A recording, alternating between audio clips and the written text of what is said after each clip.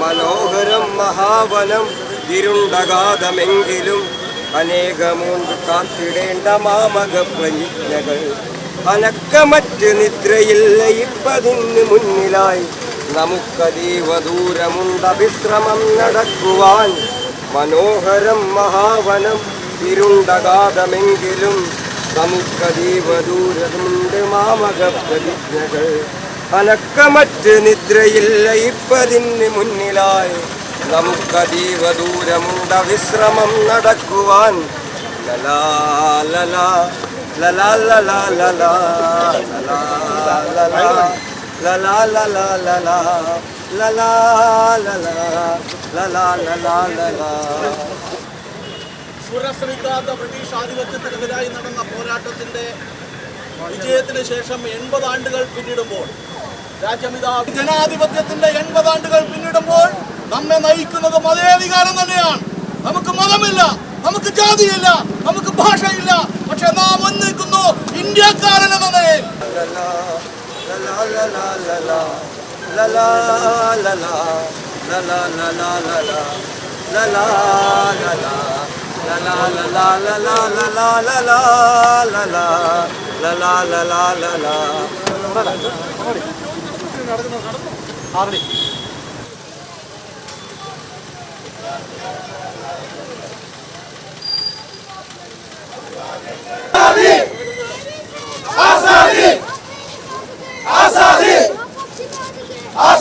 പ്രിയപ്പെട്ടവരെ, ദില്ലിയിൽ നടന്ന സമരത്തിലെ നമ്മളുടെ പ്രിയപ്പെട്ട സുഹൃത്തുക്കളെ അഭിവാദ്യം ചെയ്തുകൊണ്ട് ആദ്യം അഭിവാദ്യങ്ങൾ അർപ്പിക്കുകയാണ് ഇന്ത്യയിലെ ഏറ്റവും ധീരരായ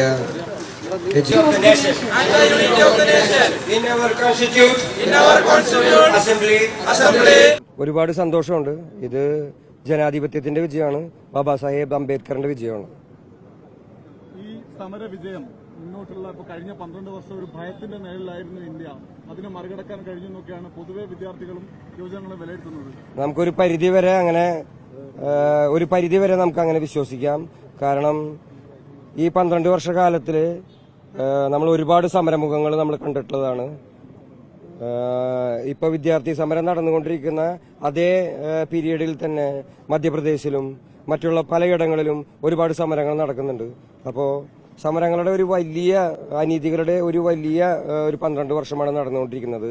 ഈ അനീതി കാലഘട്ടത്തിൽ നമുക്ക് ഭാവിയിലേക്ക് ഒരു ഹോപ്പ് തരുന്ന രീതിയിലുള്ള ഒരു സമര വിജയമാണ് ഇപ്പോൾ നമുക്ക് നടന്നിരിക്കുന്നത്. ഇത് ഒന്നിന്റെയും അവസാനമല്ല, ഇത് തുടക്കം മാത്രമാണ്. ഇതിനും വലിയ അനീതികൾക്ക് എതിരെ വിദ്യാസമ്പന്നരായ ജനങ്ങൾ തെരുവിലിറങ്ങി പോരാടും.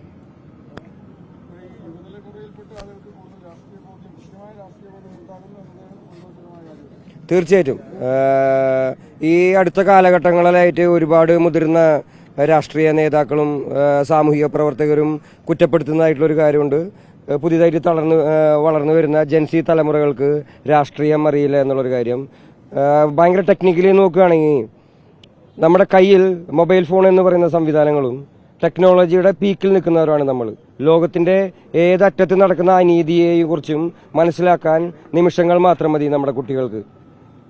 അപ്പോൾ അതുകൊണ്ട് പഴയ കാലത്തെ പോലെയല്ല, ഇപ്പോഴത്തെ കുട്ടികൾ കൂടുതൽ പൊളിറ്റിക്കലി അറിവുള്ളവർ തന്നെയാണ്.